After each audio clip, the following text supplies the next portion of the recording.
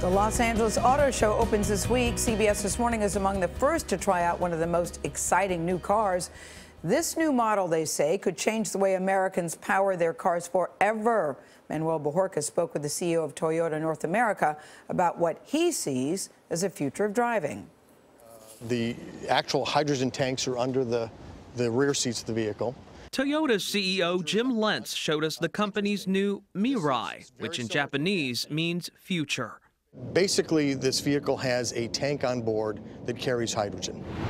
Hydrogen power itself is not new, but some automakers see it as a more practical alternative to all-electric vehicles, which are still limited by range and charging time. It will travel almost 300 miles on a single tank. It takes about 5 minutes to recharge, and the emissions is only water vapor. But auto analysts are quick to point out hydrogen power has drawbacks too.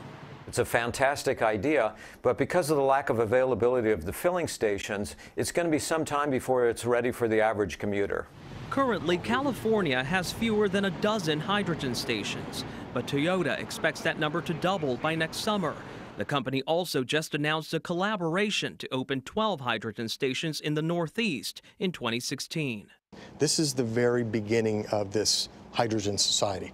So you may have to start small in somewhere like California and then grow over time, and I think that's what will happen.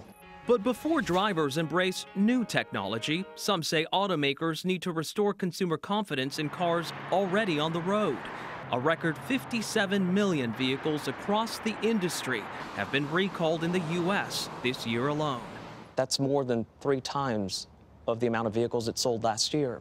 To me, recalls means that you are very quickly finding issues with vehicles. You are fixing those vehicles quickly. I mean, before we may have just relied solely on our own internal data. Now we comb the internet. We look for tweets. We look for comments from customers so that we dig for problems. So I guess we'll take it for a drive, huh? You've got it. You trust me? I trust you. I've got seatbelts on. Toyota sees the Mirai as a new chapter in the company's history. It drives just like a regular car. You don't feel like you're in some science experiment. They're not the first. Hyundai already has limited numbers of its Tucson hydrogen vehicle on the road. It's quiet. It's very quiet. I almost feel like it's not on. It's still on. Toyota's version, available next year in California showrooms, will carry a sticker price just under $60,000. But that could drop as low as $45,000 with various federal and state rebates. So I've driven the future. You have driven the future.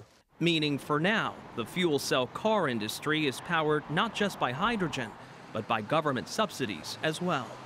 For CBS This Morning, Manuel Bojorquez, Newport Beach, California.